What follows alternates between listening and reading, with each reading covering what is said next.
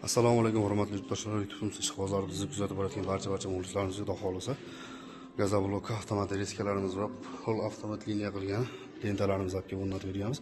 Akalarimiz mishalkalar ham bor edi. Bu yerga xudo xohlasa o'sha to'rvallik avtomat reskalarimizni olib kelib o'rnatish harakatidamiz. Bu yoqda mana quyib qo'yishdi. Zamondan avtomat reskalarimiz xudo xohlasa o'ta ideal holatda ishlashlariga bitta knopka bilan boshqalarida ham yo'q, mana ko'rib turishingiz mumkin. Bitta knopkani bosdik, o'zi avtomatik ishga tushadi. Ishlashlari ham xudo xohlasa ideal darajada, hali yog'lanadigan joylar yog'lanmagan, boshqa bo'lmagan shu holatda ishlashni boshladik. Ko'rishingiz mumkin, mana hech kim yo'q, o'zi kesib tushadigan holatda ketyapti. Bu yoqda videoni qilib boramiz. Bu yerda 30 dona qolib bor ekan kamizda. Shunaqangi kuyishlar bilan chiqarib, bu yoqda quyib kelinaveradi, bu yoqda kesib, yana bu yoqqa chiqib ketaveradi. Endi bu yerga yana o'rtaga yana palosa qilib, yana qoliplar bu yoqqa ham o'tadigan qilaman deyapti. Yana bu bitsa yana ham kuchayadi. Hozircha qoliplar sig'maganligi hisobiga qiynalishyapti.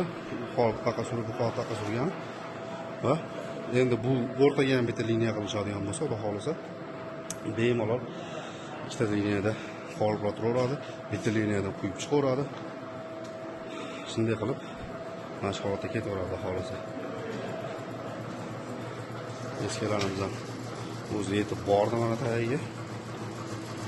Ma'lum vaqt turib, o'zi avtomatik yana qaytadi. Tepaga chiqqanda o'zi avtomatik o'chadi. Xolasa mana o'zi qaytib chiqib ketyapti avtomatik eskamiz. Tepaga borganda avtomatik hamma o'chadi. Ikkala motor ham tepaga ko'tarishi, reskani motori ham o'chadi bunday.